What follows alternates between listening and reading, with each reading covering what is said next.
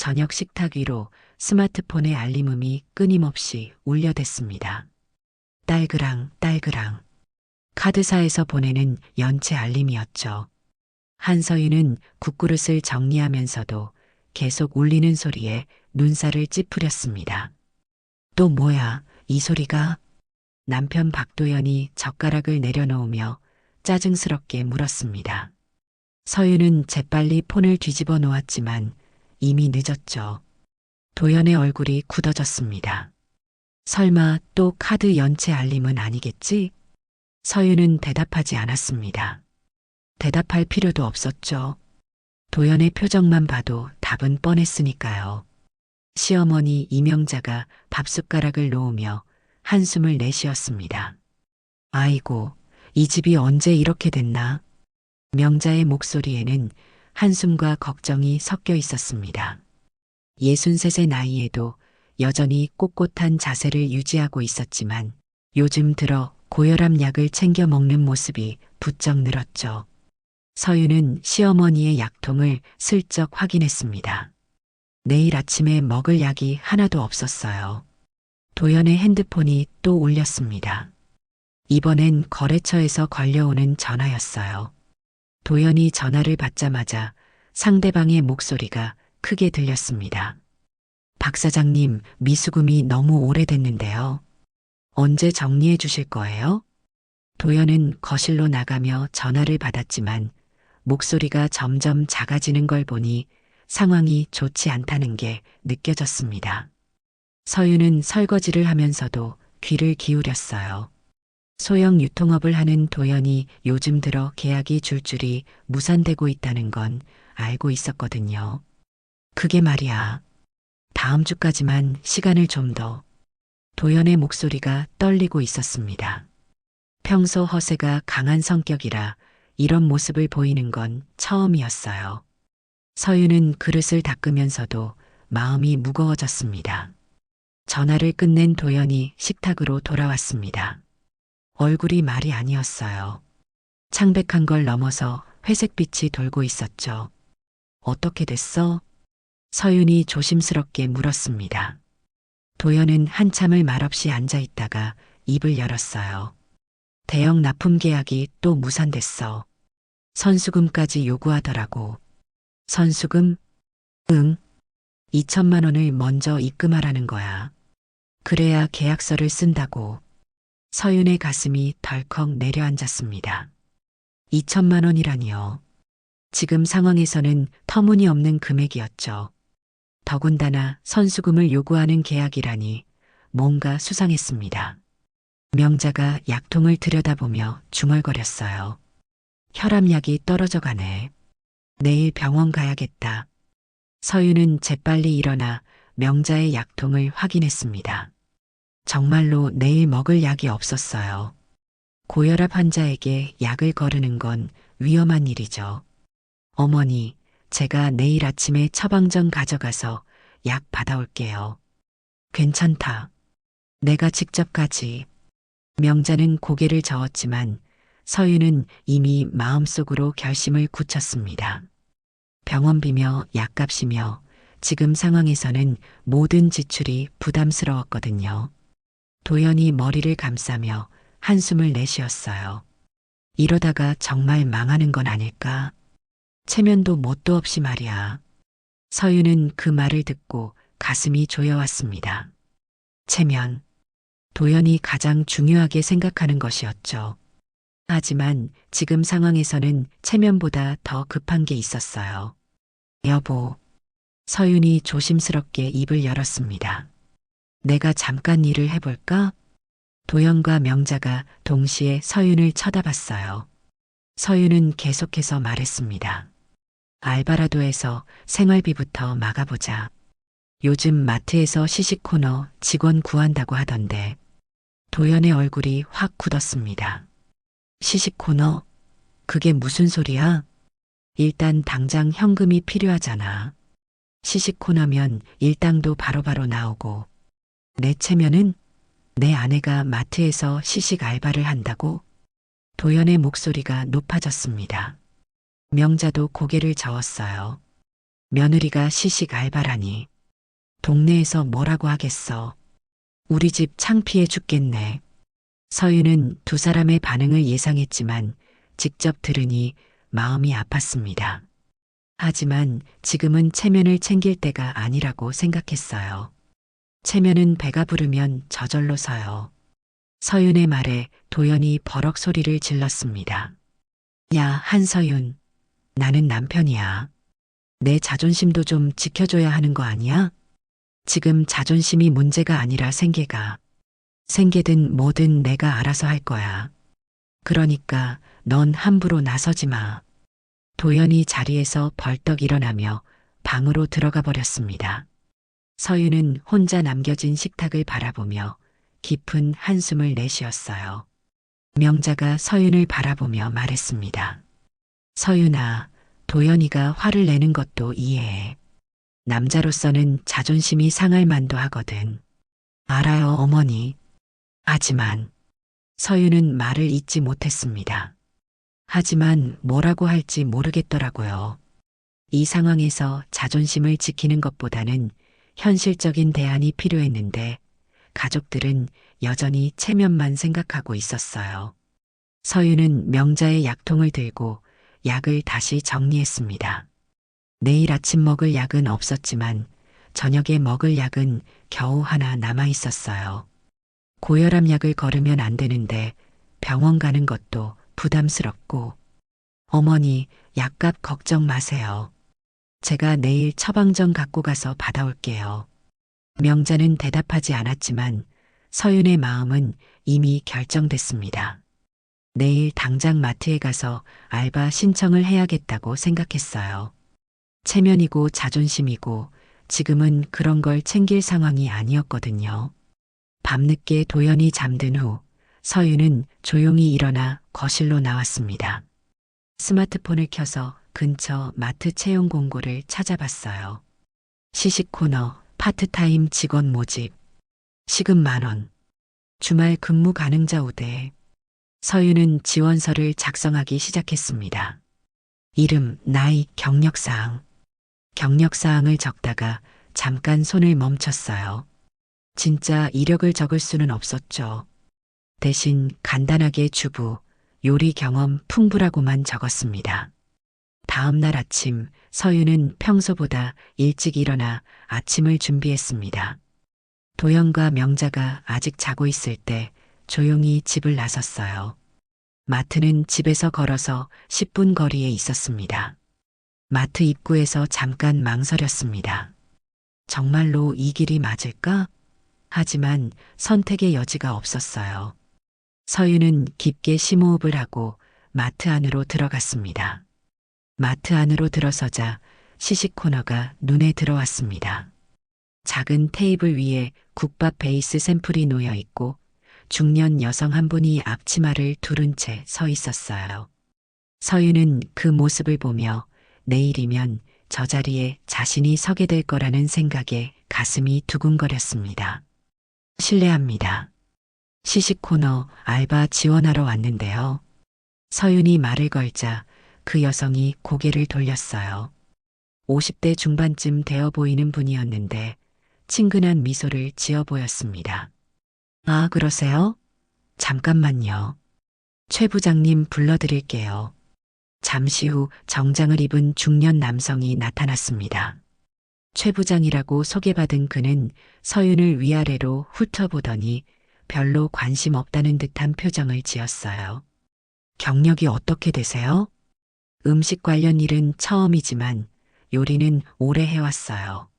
성실하게 일하겠습니다. 최 부장은 서윤의 대답을 듣고 코웃음을 쳤습니다. 요리 오래 해왔다고요? 집에서 밥해 먹는 거랑 장사는 다른 거예요. 여기는 수치가 중요하거든요. 시식 하나당 몇 개씩 팔아야 하는지 아세요? 서윤은 고개를 저었습니다. 최 부장은 계속해서 말했어요. 하루에 최소 100개는 팔아야 해요.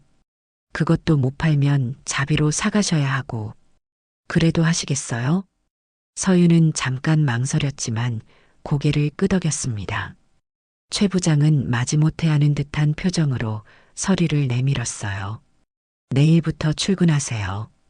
아침 9시까지 와서 준비하시고 늦으면 바로 잘라요. 서윤은 서류를 받아들고 마트를 나섰습니다. 이제 정말로 시식 코너 알바가 된 거였어요. 집으로 돌아가는 길에 명자가 혈압약을 받으러 가야 한다는 생각이 났습니다. 병원에 들러 처방전을 받고 약국에서 약을 사서 집으로 향했죠. 집에 도착하니 도연이 거실에 앉아 있었습니다. 서윤이 들어서자 도연이 물었어요. 어디 갔다 와? 어머니 약 받으러 갔다 왔어요. 서윤은 약봉지를 식탁 위에 놓으며 대답했습니다. 도연은 잠깐 고마워하는 듯한 표정을 지었지만 곧 다시 딱딱한 얼굴로 돌아갔어요. 그래도 내 말은 똑똑히 들어도 시식 알바 같은 건 절대 안 돼. 서윤은 대답하지 않았습니다. 이미 내일부터 출근하기로 했는데 굳이 지금 말할 필요는 없다고 생각했거든요. 다음 날 아침 서윤은 8시 반에 일어나 간단히 세수를 하고 마트로 향했습니다. 앞치마를 메고 시식 코너 앞에 서니 가슴이 두근거렸어요. 처음 해보는 일이라 긴장됐지만 동시에 뭔가 새로운 시작 같은 느낌도 들었습니다. 최 부장이 나타나 간단한 업무 설명을 해줬어요. 국밥 베이스 하나씩 시식컵에 담아서 주시고 맛있다고 하면 판매로 연결하세요. 하루 목표는 100개예요. 서윤은 고개를 끄덕이고 시식 준비를 시작했습니다. 국밥 베이스를 끓여서 작은 컵에 나누어 담는 일이었어요. 생각보다 단순했지만 계속 서 있어야 하는 게 쉽지 않았습니다. 맛 좀 보세요. 서윤이 지나가는 손님들에게 말을 걸기 시작했어요. 목소리가 떨렸지만 점점 자연스러워졌습니다. 몇몇 손님들이 시식을 해보더니 고개를 끄덕이며 구매로 이어졌죠. 그런데 오전 11시쯤 예상치 못한 일이 벌어졌습니다. 이른 때쯤 되어 보이는 할아버지가 시식을 하시다가 갑자기 목을 움켜잡으며 기침을 하기 시작한 거예요. 할아버지가 숨을 제대로 쉬지 못하는 모습을 보고 서윤이 깜짝 놀랐습니다. 기도에 뭔가 걸린 것 같았어요. 주변 사람들도 당황하기 시작했죠. 서윤은 재빨리 할아버지 뒤로 가서 하임리히법을 시행했습니다. 배를 감싸 안고 위쪽으로 강하게 밀어 올리기를 몇 번 반복했어요. 다행히 할아버지가 기침과 함께 무언가를 뱉어내며 숨을 쉬기 시작했습니다. 괜찮으세요? 서윤이 할아버지를 부축하며 물었어요. 할아버지는 거친 숨을 몰아쉬며 고개를 끄덕였습니다. 고맙습니다. 정말 고마워요. 주변에서 구경하던 사람들이 박수를 치기 시작했어요. 서윤은 얼굴이 빨개지며 손을 저었습니다. 아니에요. 괜찮으시면 다행이고요. 하지만 그 순간 최 부장이 나타났습니다. 얼굴이 잔뜩 찌푸려져 있었어요. 뭐 하는 거예요? 여기가 병원이에요, 마트예요? 최 부장의 날카로운 목소리에 주변이 조용해졌습니다. 서윤이 당황하며 대답했어요. 손님이 기도가 막혀서. 그런 쇼 말고 수치나 올리세요. 시식 몇 개나 팔았는데 이런 소동을 피워요? 최 부장이 공개적으로 서윤을 망신주자 사람들이 수군거리기 시작했습니다. 서윤은 얼굴이 화끈거렸지만 참았어요. 점심때가 되자 어린 학생 하나가 시식 코너 앞에 왔습니다. 10살쯤 되어 보이는 남자아이였어요. 누나, 이거 맛있어요? 응, 맛있어. 한번 먹어볼래? 서윤이 시식컵을 건네주자 아이가 맛을 보더니 눈을 반짝였습니다. 정말 맛있네요. 그런데 할머니 드릴 수 있을까요? 할머니가 아파서 침대에만 누워 계세요. 아이의 말을 들은 서윤의 가슴이 짠했습니다. 서윤은 주변을 살펴본 후 작은 포장 용기에 국밥 베이스를 담아 아이의 가방에 살짝 넣어줬어요. 할머니께 드려. 그런데 우리 사이의 비밀이야. 아이가 환하게 웃으며 고개를 끄덕이고 가버렸습니다. 서윤은 그 모습을 보며 마음이 따뜻해졌어요. 그런데 오후 3시쯤 서윤에게는 충격적인 일이 벌어졌습니다. 마트에 장을 보러 온 도연과 명자를 마주친 거예요. 도연이 서윤을 발견하자 얼굴이 하얗게 변했습니다. 명자도 마찬가지였어요. 서윤은 앞치마를 메고 시식 코너에 서 있는 자신의 모습이 얼마나 초라해 보일지 상상이 됐습니다. 서윤아, 도연이 큰 소리로 불렀어요. 주변 사람들의 시선이 모두 이쪽으로 집중됐습니다. 당장 그만둬. 집에 들어오지 마. 도연의 목소리가 마트 전체에 울려 퍼졌습니다.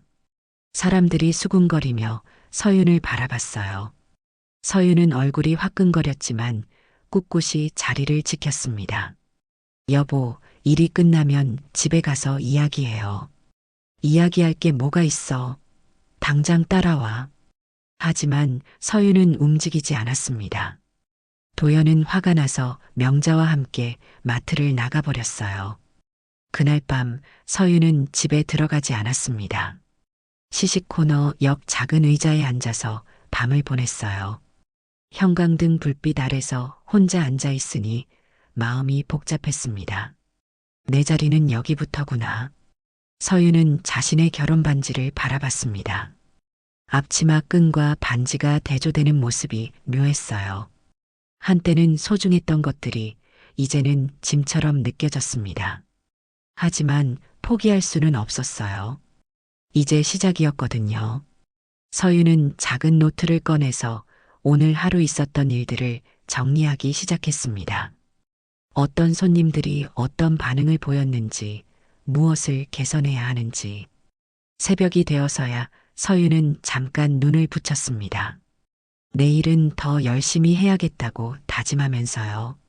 새벽 5시 서윤은 시식 코너 의자에서 목이 뻣뻣한 채로 잠에서 깼습니다. 마트 청소 직원들이 출근하기 시작했고 형광등이 하나둘씩 켜지고 있었어요. 서윤은 몸을 일으켜 세우며 어깨를 돌렸습니다. 하룻밤 의자에서 잔 탓에 온몸이 쑤셨지만 마음은 오히려 맑았어요. 화장실에서 간단히 세수를 하고 거울을 보니 눈 밑에 다크서클이 생겨 있었습니다. 하지만 서윤은 거울 속 자신에게 미소를 지어 보였어요. 어제 할아버지를 도왔을 때, 그리고 아이에게 국밥을 나눠줬을 때의 기분이 아직도 남아 있었거든요. 이런 일을 하면서 느끼는 보람이 이렇게 클 줄은 몰랐습니다. 아침 8시가 되자 최 부장이 나타났습니다. 서윤이 벌써 준비를 마치고 있는 모습을 보고 의외라는 표정을 지었어요. 일찍 나왔네요. 그런데 어디서 잤어요? 얼굴이 말이 아닌데. 집이 좀 멀어서 일찍 나와서 준비했어요. 서윤은 대충 둘러댔습니다. 진실을 말할 수는 없었거든요. 남편에게 쫓겨나서 마트에서 잤다고 할 수는 없는 노릇이었어요. 최 부장은 별말 없이 고개를 끄덕이더니 업무 지시를 했습니다. 오늘부터 시식 코너 위치가 바뀝니다. 저쪽 구석으로 이동하세요. 최 부장이 가리킨 곳은 마트 한 구석, 사람들이 잘 지나다니지 않는 자리였습니다. 어제 소동을 일으켰다는 이유로 좋지 않은 자리로 밀려난 거였죠. 서윤은 속으로 한숨이 나왔지만 묵묵히 고개를 끄덕였습니다. 그리고 오늘부터는 목표량을 달성 못하면 부족한 만큼 자비로 구매하셔야 해요. 어제 실적이 너무 안 좋았거든요. 최 부장의 말에 서윤은 가슴이 답답했지만 참았습니다. 어제는 사람을 구하느라 제대로 판매에 집중하지 못했던 게 사실이었어요. 하지만 후회는 없었습니다. 구석자리로 이동해서 시식대를 다시 설치하기 시작했어요. 사람들의 동선에서 벗어난 자리라 손님이 올지 의문이었지만 서윤은 포기하지 않았습니다. 오전 10시쯤 서윤은 과감한 결정을 내렸어요.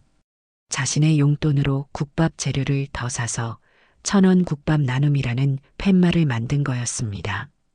시식이 아니라 아예 한 그릇을 1,000원에 파는 거였죠. 손해를 보는 장사였지만 서윤에게는 다른 목적이 있었어요. 따뜻한 국밥 드세요. 1,000원이에요. 서윤이 지나가는 사람들에게 말을 걸기 시작했습니다.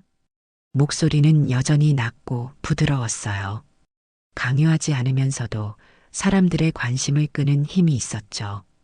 구석자리였지만 국밥 냄새가 퍼지면서 사람들이 하나둘씩 다가오기 시작했어요. 첫 번째 손님은 시장에서 반찬 가게를 하는 70, 10대 할머니였습니다.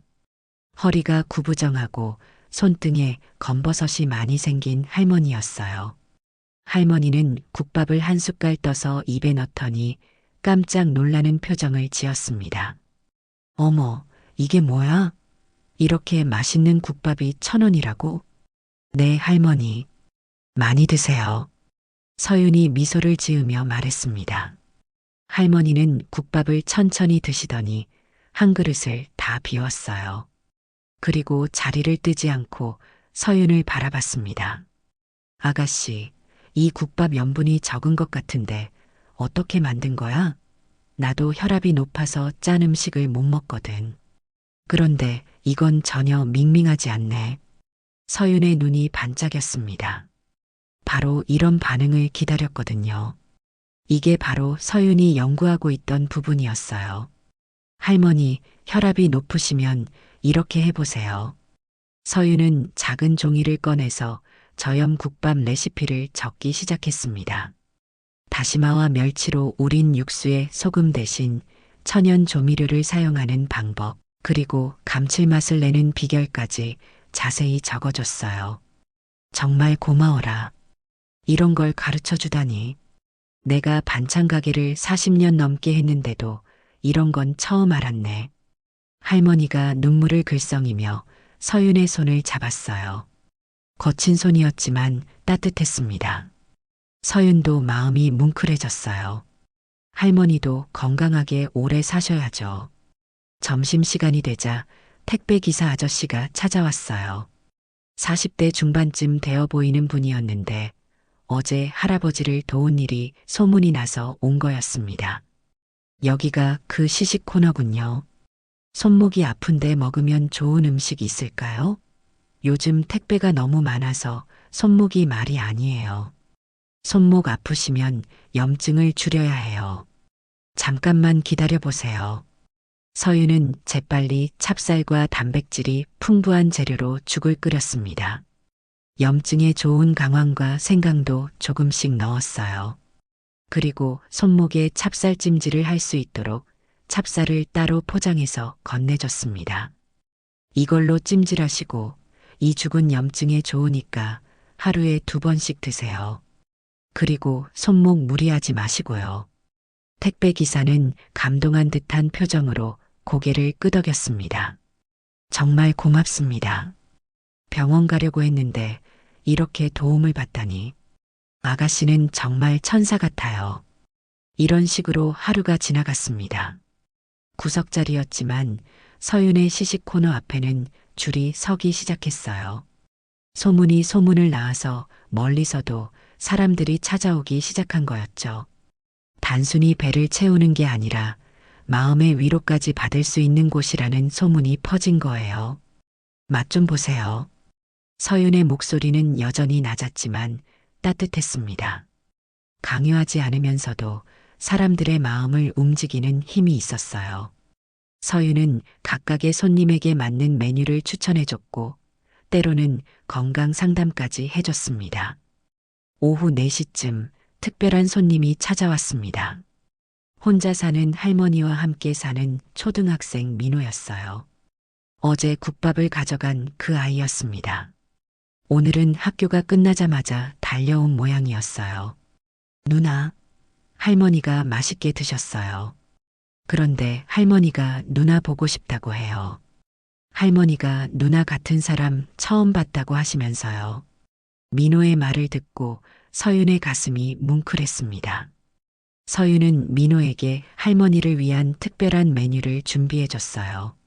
소화가 잘 되도록 만든 부드러운 국밥이었습니다. 나이가 많으신 분들도 부담 없이 드실 수 있도록 간을 맞췄어요. 할머니께 이렇게 전해드려. 매일 따뜻하게 드시라고. 그리고 민호가 할머니를 잘 돌봐드리고 있다고.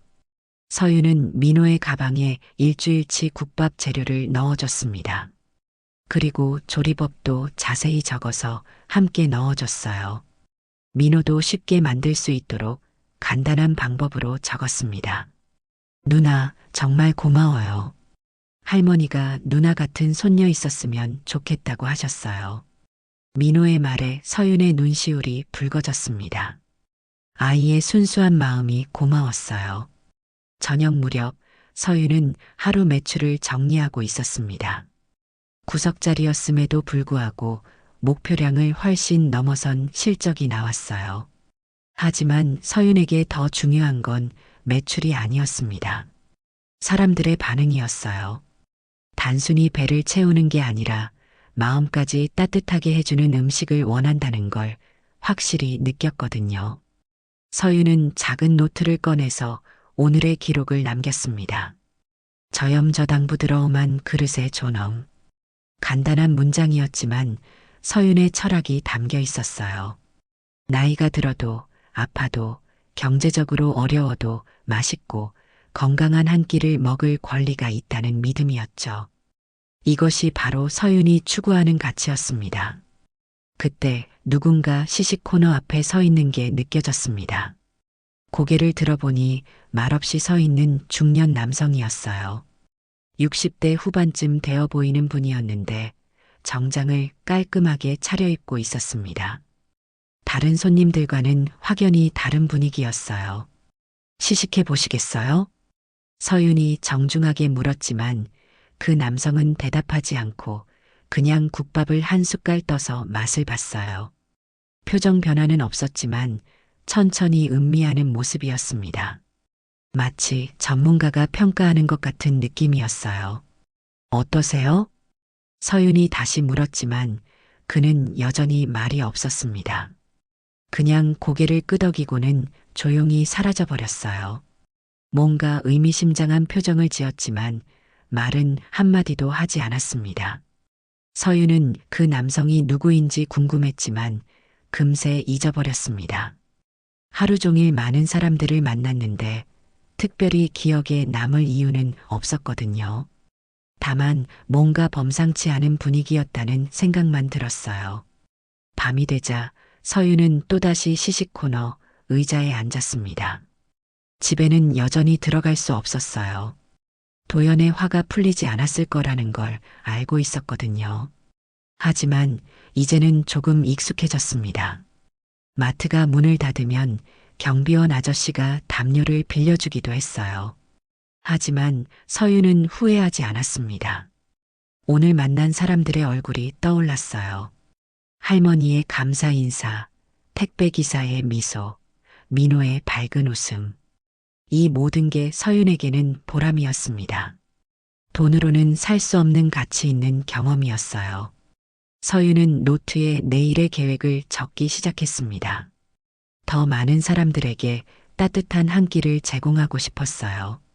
그리고 언젠가는 도영과 명자도 자신의 일을 이해해 줄 거라고 믿었습니다. 시간이 걸리더라도 말이죠. 며칠이 지나면서 서윤의 시식 코너는 동네에서 작은 화제가 되었습니다.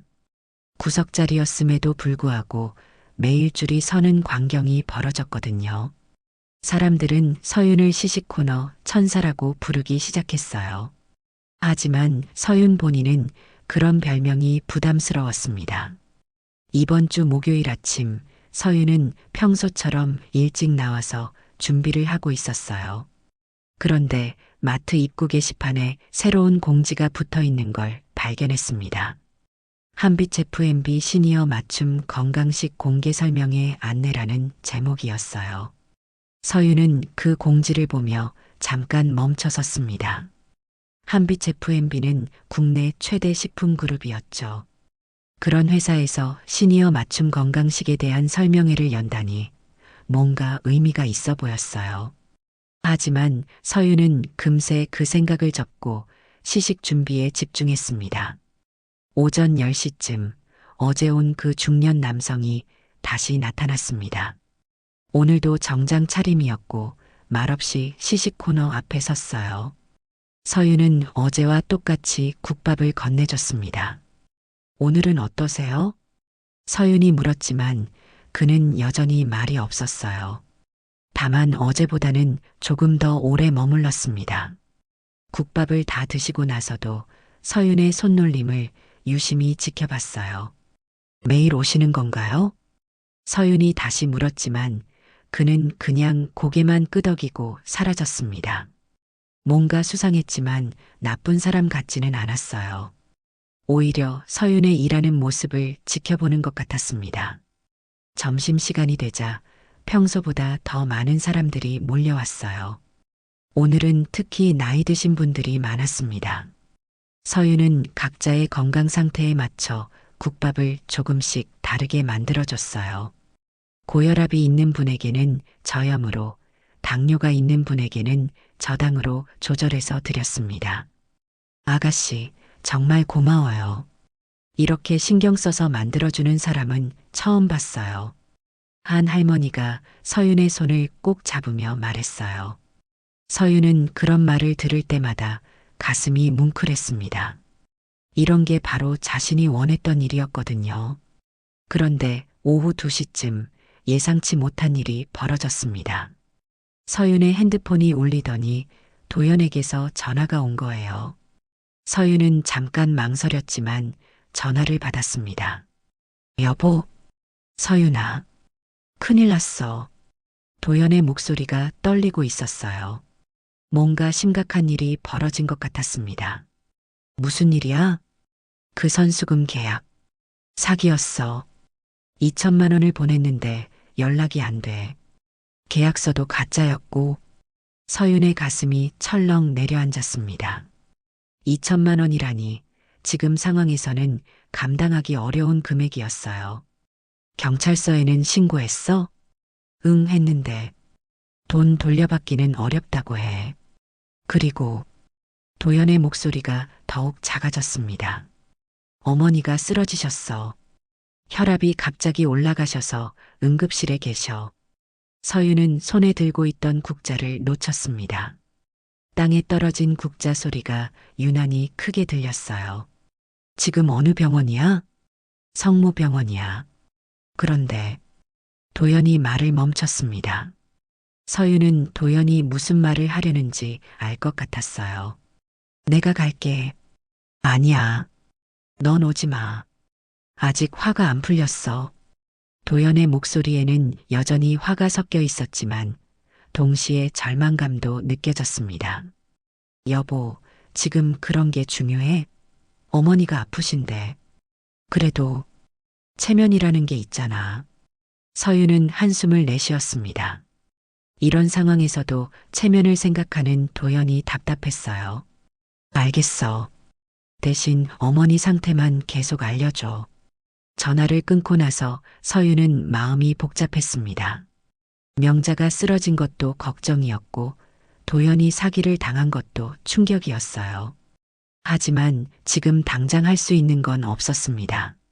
서윤은 마음을 추스르고 다시 일에 집중했어요. 그런데 손님들을 대하면서도 계속 명자 생각이 났습니다.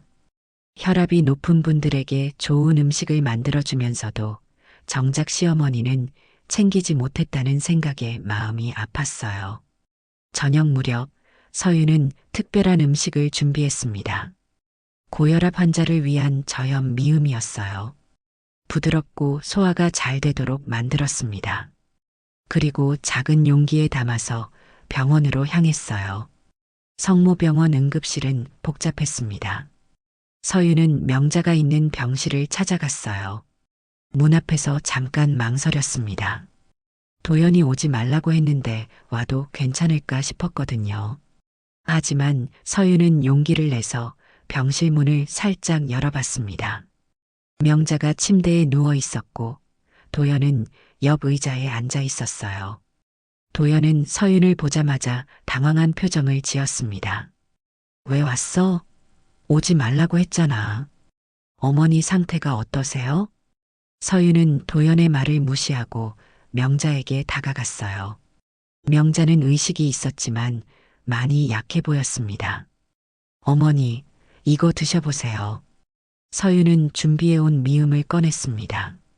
명자는 서윤을 보더니 눈물을 글썽였어요. 서윤아, 미안하다. 무슨 말씀을 하세요? 천천히 드세요. 서윤이 미음을 한 숟갈씩 떠서 명자에게 드렸습니다. 명자는 한 숟갈을 드시더니 표정이 밝아졌어요. 이게 뭐야? 이렇게 맛있는 미음은 처음이네. 어머니 몸에 좋은 재료로 만든 거예요. 많이 드시고 빨리 회복하세요.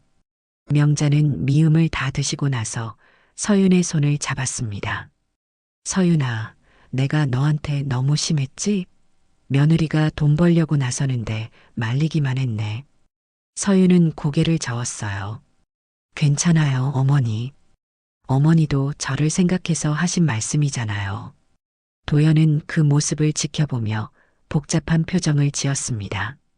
화가 나면서도 고마운 마음이 들었거든요. 그래도 난 아직, 여보, 지금은 어머니가 중요해요.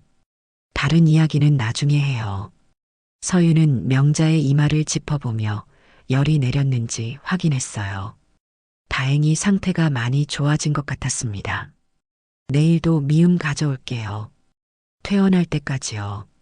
서윤은 그렇게 말하고 병실을 나왔습니다. 도연이 뒤따라 나왔어요. 서윤아, 응? 고마워. 그리고 미안해. 도연의 목소리가 작았습니다. 서윤은 도연을 바라봤어요. 남편의 얼굴에는 후회와 고마움이 섞여 있었습니다. 괜찮아. 우리는 가족이잖아. 그래도 내가 너무 고집을 부렸나 봐. 사기도 당하고 어머니도 쓰러지고 내가 뭘 한 건지 모르겠어. 서윤은 도연의 어깨를 토닥여줬어요. 다 잘 될 거야. 함께 헤쳐나가자. 하지만 도연은 여전히 복잡한 표정이었습니다. 서윤의 시식 코너 일을 완전히 받아들이기에는 아직 시간이 더 필요한 것 같았어요. 서윤은 병원을 나서며 하늘을 올려다봤습니다. 별이 하나둘씩 떠오르고 있었어요. 내일은 더 힘든 하루가 될 것 같았지만 서윤은 포기하지 않을 생각이었습니다. 집으로 돌아가는 대신 서윤은 다시 마트로 향했어요. 명자를 위한 미음을 더 준비해야 했거든요. 그리고 내일도 기다리고 있는 사람들이 있었습니다. 마트에 불 꺼진 시식 코너에 앉아서 서윤은 노트를 펼쳤습니다. 오늘 있었던 일들을 정리하면서 내일의 계획을 세웠어요. 명자의 회복식 메뉴도 적어두고 도연의 사업 문제도 어떻게 도울 수 있을지 생각해 봤습니다. 밥은 체면을 구해줘야 해요. 서윤이 노트에 적은 마지막 문장이었어요. 진정한 체면은 허세에서 나오는 게 아니라 사람을 배려하는 마음에서 나온다고 생각했거든요. 해고 통보를 받은 다음 날 서윤은 마트에 마지막 정리를 하러 갔습니다. 시식 코너에 남겨둔 개인 물품들을 챙기고 그동안 정성스럽게 관리해온 작은 공간과 작별 인사를 해야 했어요. 가슴이 먹먹했지만 후회는 없었습니다. 최 부장이 차갑게 말했어요. 오늘까지만 정리하고 나가세요. 더 이상 소동은 없었으면 좋겠네요. 서윤은 묵묵히 고개를 끄덕이며 물건들을 정리했습니다. 그동안 써온 레시피 노트, 손님들이 써준 감사 쪽지들, 그리고 앞치마까지. 하나하나가 소중한 추억이었어요. 정리를 마치고 나오는데 민호가 할머니와 함께 찾아왔습니다. 민호는 서윤을 보자마자 달려와 안겼어요. 누나, 정말 그만두는 거예요? 응, 민호야. 하지만 걱정 마. 누나는 괜찮아. 민호의 할머니도 서윤에게 깊이 인사했습니다. 정말 고마웠어요. 덕분에 민호도 그렇고 저도 많은 도움 받았거든요. 아니에요. 저도 많이 배웠어요. 서윤은 할머니께 마지막으로 일주일치 회복식 재료와 레시피를 드렸어요. 할머니의 눈에 눈물이 맺혔습니다. 집으로 돌아가는 길에 서윤의 마음은 복잡했습니다. 해고된 것도 서럽고 앞으로 어떻게 해야 할지도 막막했어요. 하지만 동시에 뭔가 새로운 시작을 해야 한다는 생각도 들었습니다. 그날 저녁 도연이 심각한 표정으로 집에 돌아왔어요. 얼굴이 창백했고 손에는 법원에서 온 서류를 들고 있었습니다. 서윤아, 큰일 났어. 무슨 일이야? 사기 사건 때문에 연루됐대. 채권자들이 우리 집까지 압류 신청했어. 서윤은 서류를 받아보며 가슴이 철렁했습니다. 정말로 집이 압류될 위기에 처한 거였어요. 언제까지래? 다음 주까지 빚을 정리하지 못하면 집을 내놔야 해. 도연의 목소리가 떨리고 있었어요. 그동안 체면을 중시하던 남편이 이렇게 무너지는 모습을 보니 서윤의 마음도 아팠습니다. 명자도 상황을 알고는 침대에 앉아 한숨만 내쉬었어요. 이 나이에 집을 잃다니. 어디서 살라고. 어머니, 걱정 마세요. 뭔가 방법이 있을 거예요. 서윤은 명자를 위로했지만 솔직히 당장 떠오르는 해결책은 없었어요. 도연의 사업은 이미 망했고 서윤도 일자리를 잃은 상황이었거든요. 그날 밤 늦게 서윤은 혼자 거실에 앉아 있었습니다. 모든 게 막막했어요. 하지만 포기할 수는 없었습니다. 가족을 지켜야 했거든요. 서윤은 핸드폰을 꺼내서 인터넷을 검색해 봤어요. 한빛 F&B 공개 설명회 소식이 계속 뜨고 있었습니다. 내일이 바로 그 설명회가 열리는 날이었어요. 혹시 서윤의 마음속에 어떤 생각이 스쳤습니다. 하지만 곧 고개를 저었어요. 아직 때가 아니라고 생각했거든요. 다음 날 아침 서윤은 일찍 일어나 명자를 위한 아침을 준비했습니다. 혈압에 좋은 저염 미역국과 부드러운 계란찜이었어요.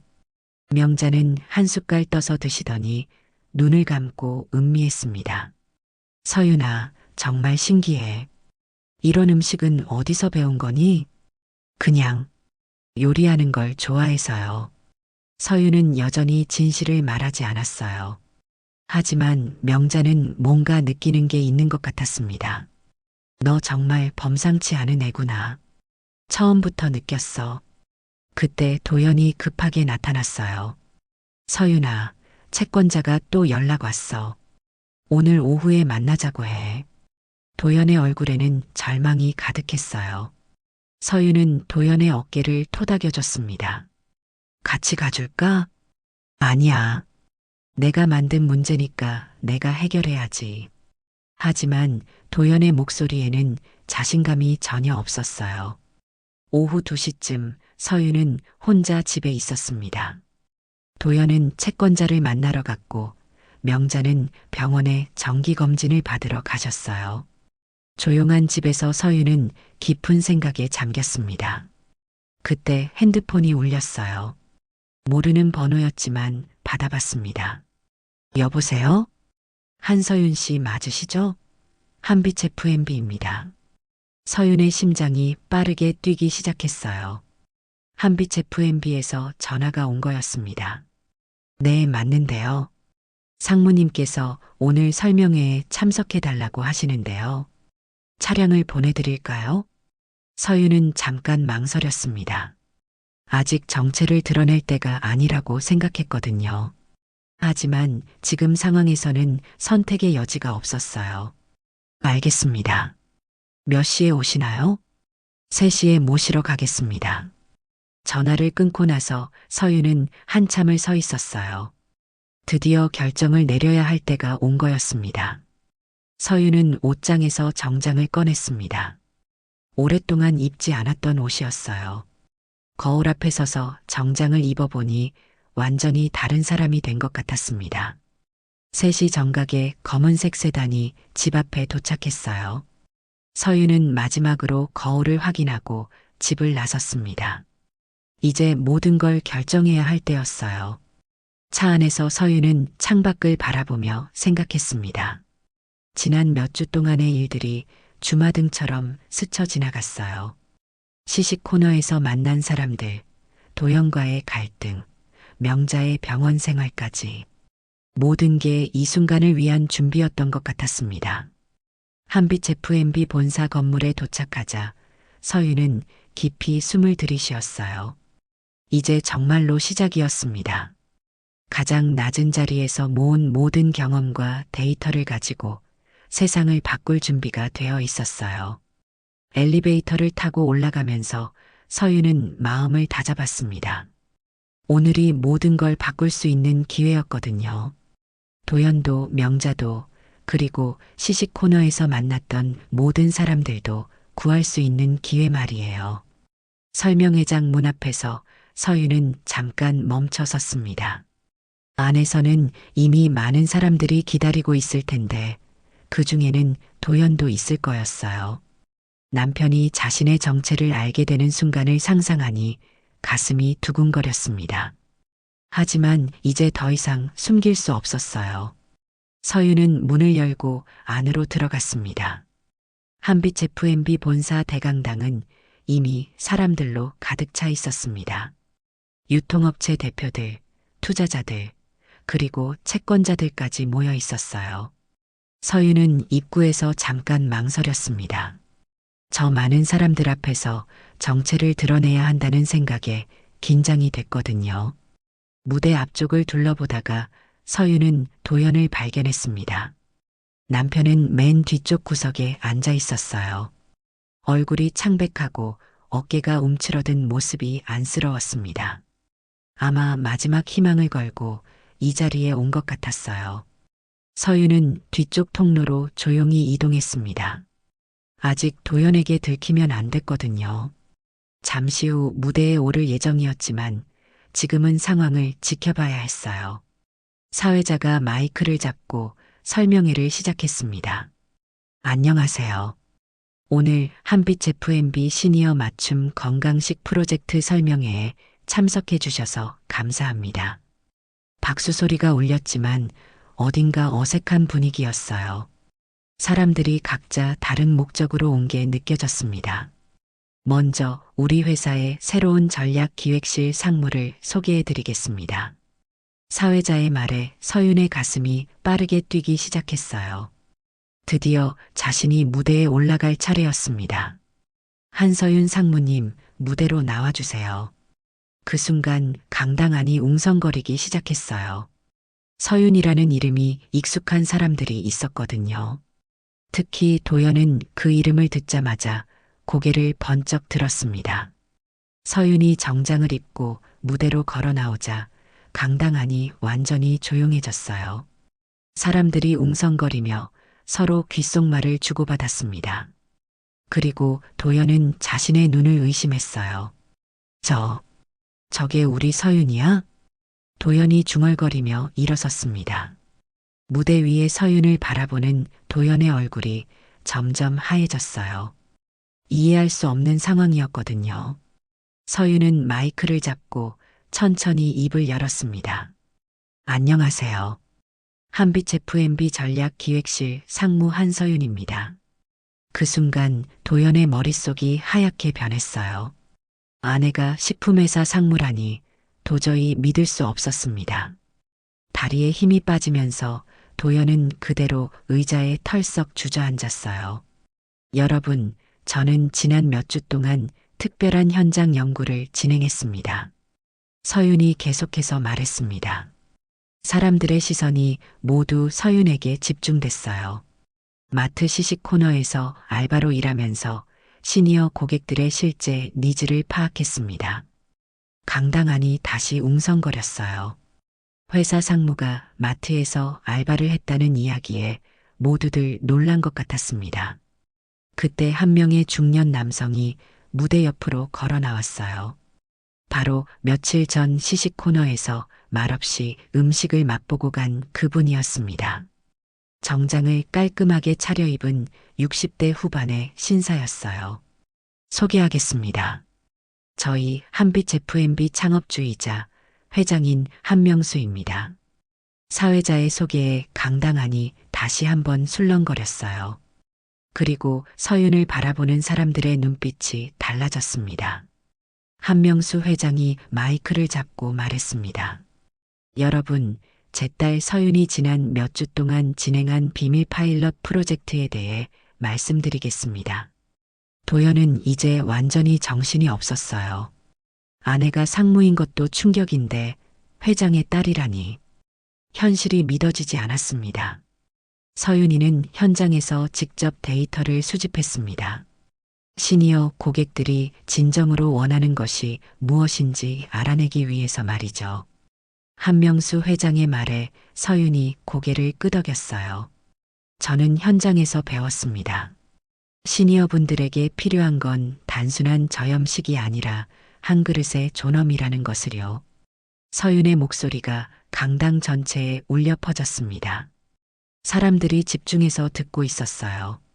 고혈압이 있어도, 당뇨가 있어도, 경제적으로 어려워도 맛있고 건강한 식사를 할 권리가 있습니다. 서윤은 그동안 시식 코너에서 만난 사람들의 이야기를 들려줬어요. 할머니들의 눈물, 택배기사의 고마움, 민호와 할머니의 이야기까지. 모든 사람들이 숨을 죽이고 들었습니다. 그래서 저희는 천원 국밥 프로젝트를 전국으로 확대하려고 합니다.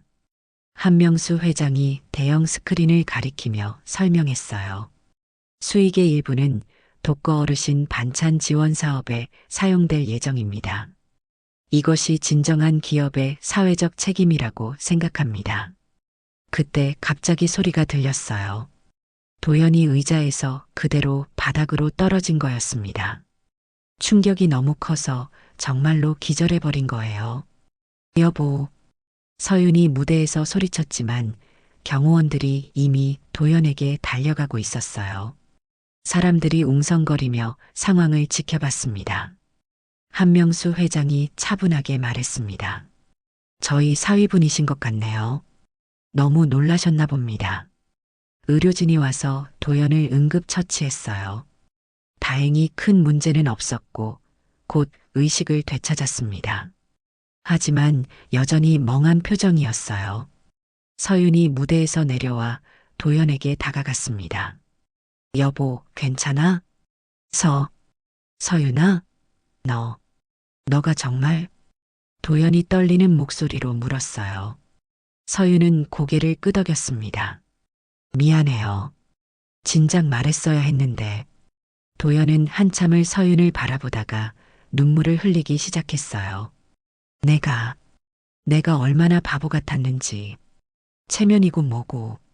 그때 최 부장도 강당에 있다가 이 모든 상황을 지켜봤어요.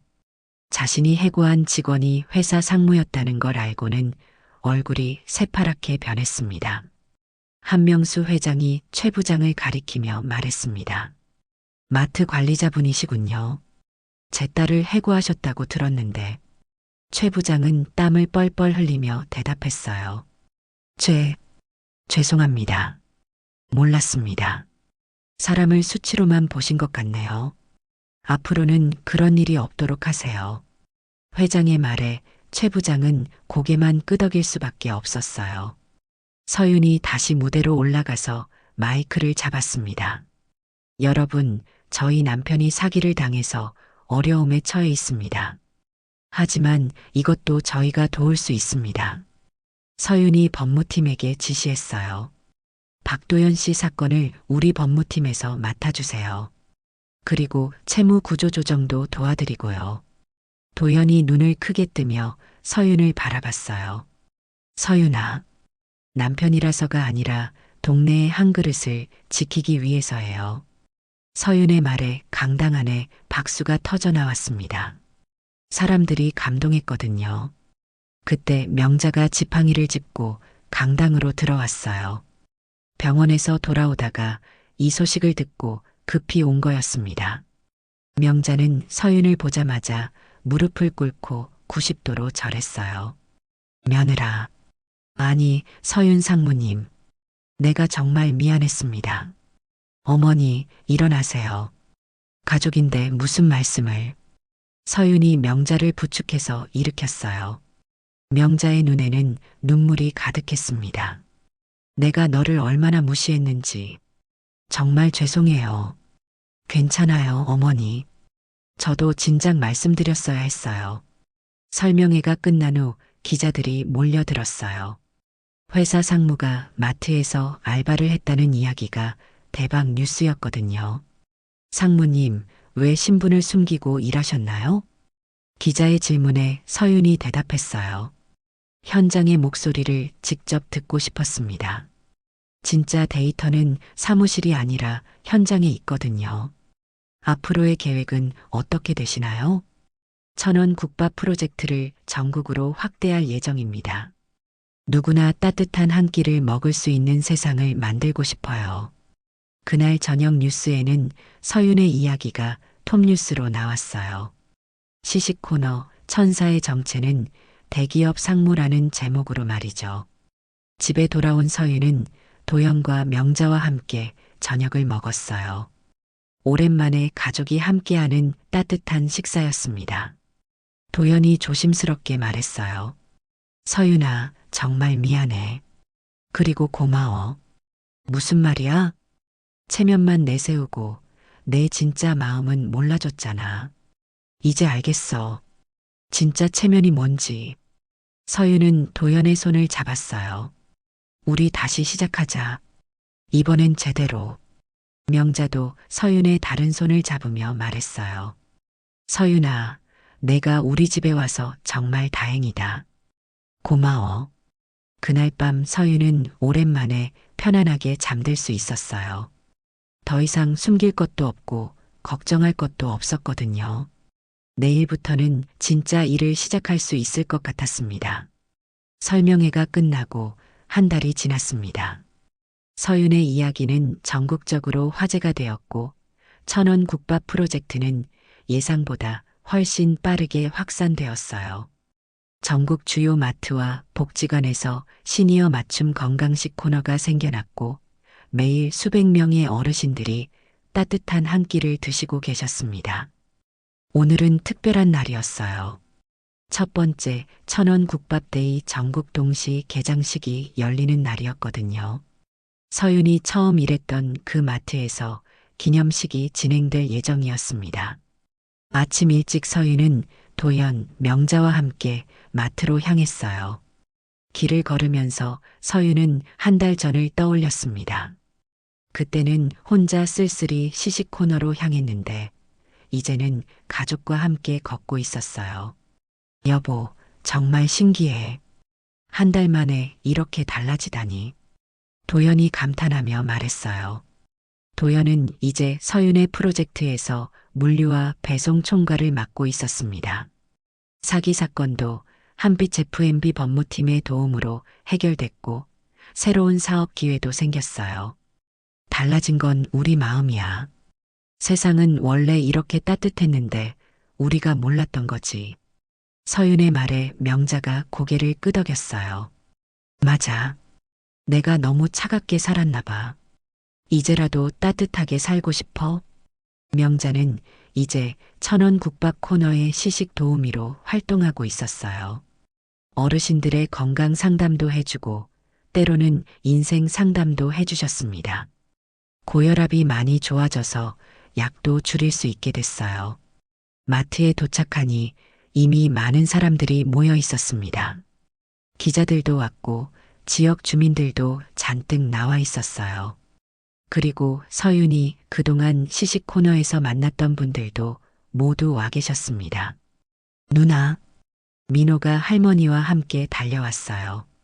민호는 서윤을 보자마자 환하게 웃었습니다. 누나, 텔레비전에서 봤어요. 누나가 정말 대단한 사람이었구나.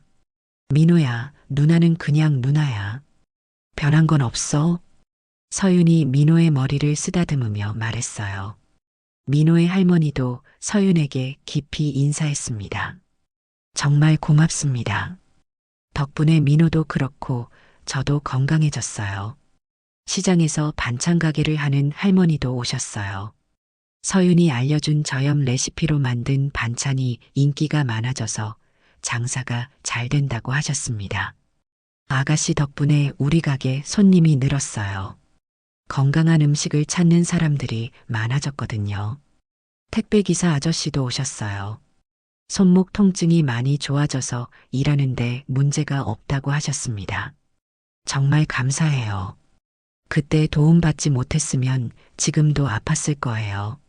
서유는 그분들을 만나면서 가슴이 뭉클했어요. 이 모든 분들이 있었기에 오늘이 가능했거든요. 한명수 회장도 참석하셨어요.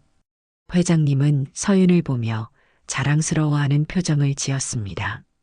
서윤아, 정말 잘했다. 아버지가 자랑스럽다. 아버지도 고생 많으셨어요. 현장에 몰래 와서 지켜봐 주시고, 그때 맛본 국밥이 정말 좋았어.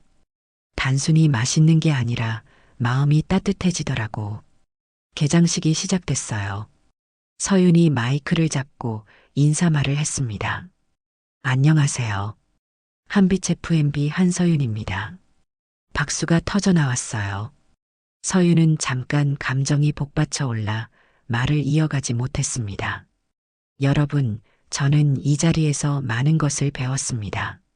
진정한 존엄이 무엇인지, 따뜻함이 무엇인지 말이에요.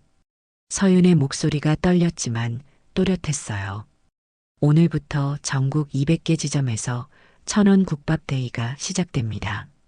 매주 화요일과 목요일 어르신들께서는 1,000원으로 건강하고 맛있는 국밥을 드실 수 있어요. 사람들이 다시 박수를 쳤습니다. 그리고 수익의 30%는 독거 어르신 반찬 지원 사업에 사용됩니다. 혼자 계신 어르신들께 일주일에 2번씩 건강한 반찬을 배달해 드릴 예정이에요. 더 큰 박수가 터져 나왔어요. 이제 테이프 커팅식이었습니다. 서윤과 한명수 회장, 그리고 민호가 함께 가위를 들었어요. 민호가 대표로 어린이 참여자가 된 거였습니다. 하나, 둘, 셋. 가위가 테이프를 자르는 순간 사람들이 환호했어요. 드디어 1,000원 국밥데이가 공식적으로 시작된 거였습니다. 첫 번째 손님은 민호의 할머니였어요. 할머니가 1,000원을 내고 국밥을 받으시는 모습을 보니 서윤의 눈에 눈물이 맺혔습니다. 할머니, 맛있게 드세요. 고맙다, 아가야. 정말 고마워. 할머니가 첫 숟갈을 드시고 환하게 웃으셨어요. 그 미소를 보며 서윤은 모든 고생이 보람으로 바뀌는 걸 느꼈습니다. 곧 줄이 길어지기 시작했어요. 어르신들뿐만 아니라 젊은 사람들도 많이 왔습니다. 함께 나누는 따뜻함을 느끼고 싶어하는 사람들이었어요. 명자가 앞치마를 두르고 서윤 옆에 섰어요. 서윤아, 내가 도와줄게. 어머니, 고마워요. 어머니와 며느리가 나란히 서서 사람들에게 국밥을 나눠주는 모습이 정말 아름다웠어요. 도연도 물류 관리를 하면서 바쁘게 움직였습니다. 예전의 허세 부린 모습은 온데간데 없고 진심으로 일에 임하는 모습이었어요. 여보, 재료 떨어져 간다. 알겠어. 지금 가져올게. 부부가 호흡을 맞춰 일하는 모습을 보며 주변 사람들이 미소를 지었어요. 점심시간이 되자 최 부장도 조심스럽게 나타났습니다. 한 달 전 서윤을 해고했던 그 최 부장이었어요. 상무님, 정말 죄송했습니다. 최 부장이 고개를 숙이며 사과했어요. 서윤은 미소를 지으며 대답했습니다. 괜찮아요. 오히려 그때 일이 있었기에 더 많은 걸 배울 수 있었어요. 앞으로는 직원들을 사람으로 대하겠습니다. 수치만 보지 않고요. 서윤은 최 부장에게도 국밥을 한 그릇 권했어요. 최 부장이 한 숟갈 드시고는 눈을 크게 뜨며 놀라워했습니다. 이렇게 맛있는 국밥은 처음입니다. 정말 대단하세요. 오후가 되자 기자들이 인터뷰를 요청했어요. 상무님, 이 프로젝트의 최종 목표는 무엇인가요? 누구나 존엄한 한 끼를 먹을 수 있는 세상을 만드는 거예요. 나이가 들어도 아파도 경제적으로 어려워도 맛있고 건강한 음식을 드실 권리가 있거든요. 앞으로의 계획은 어떻게 되시나요? 내년에는 해외로도 확장할 예정입니다. 한국의 따뜻한 정을 세계에 알리고 싶어요. 해가 지기 시작할 무렵 서윤은 시식 코너 앞에 서서 하루를 정리했어요. 수백 명의 어르신들이 따뜻한 한 끼를 드셨고 모두들 만족스러워하며 돌아가셨습니다. 누나, 정말 대단해요. 민호가 다시 달려와서 서윤을 안았어요. 민호야, 누나 혼자 한 게 아니야. 모든 사람들이 함께 해준 거야. 그래도 누나가 시작했잖아요. 누나 때문에 할머니도 건강해지고 동네도 따뜻해졌어요. 민호의 말에 서윤의 가슴이 뭉클했어요. 저녁이 되자 가족들과 함께 집으로 돌아갔습니다. 오늘 하루 정말 바빴지만 기분이 좋았어요. 드디어 꿈꾸던 일을 시작할 수 있게 됐거든요. 집에서 저녁을 먹으면서 도연이 말했어요. 서윤아, 정말 고맙다. 그리고 미안하다. 이제 내가 퍼올릴게. 도연이 서윤의 밥그릇에 국을 떠서 올려줬어요. 예전에는 상상도 할 수 없었던 일이었습니다. 고마워, 여보. 우리 정말 새로 시작하는 것 같아. 명자도 흐뭇한 표정으로 지켜봤어요. 우리 집에 복이 들어왔구나. 서윤이 같은 며느리를 둬서 정말 다행이야. 식사를 마치고 서윤은 베란다로 나가 별을 바라봤어요. 한 달 전 마트 의자에서 혼자 밤을 보낼 때와는 정말 달랐습니다. 이제는 가족도 있고 꿈도 있고 희망도 있었어요. 서윤은 예전에 쓰던 노트를 꺼내서 마지막 페이지에 적었습니다. 가장 낮은 자리에서 시작된 밥 한 그릇이 가장 큰 체면을 세웠습니다. 누군가의 오늘을 버티게 하는 건 체면이 아니라 따뜻한 한 숟갈입니다. 그리고 서윤은 결혼 반지를 다시 끼웠어요. 이제 이 반지가 짐이 아니라 소중한 약속으로 느껴졌습니다. 앞치마와 반지 두 개 모두 서윤의 정체성이었어요. 멀리서 국자 소리가 들려오는 것 같았어요. 전국 곳곳에서 어르신들이 따뜻한 국밥을 드시고 계실 거라는 생각에 마음이 따뜻해졌습니다. 도연이 뒤에서 다가와 서윤의 어깨에 손을 올렸어요. 뭘 보고 있어? 별 보고 있어? 정말 예쁘지? 응, 예뻐. 그런데 별보다 내가 더 예뻐. 도연의 말에 서윤이 웃었어요. 옛날 신혼 때처럼 달콤한 말이었거든요. 앞으로도 함께 하자. 이번엔 정말로. 당연하지. 우리는 가족이잖아. 그날 밤 서윤은 정말 편안하게 잠들었어요. 내일부터 또 새로운 도전이 기다리고 있겠지만 이제는 혼자가 아니었습니다. 가족들이 있었고 도움을 주고받을 수 있는 많은 사람들이 있었어요. 그리고 무엇보다 서윤에게는 꿈이 있었습니다. 모든 사람이 존엄한 한 끼를 먹을 수 있는 세상을 만드는 꿈 말이에요.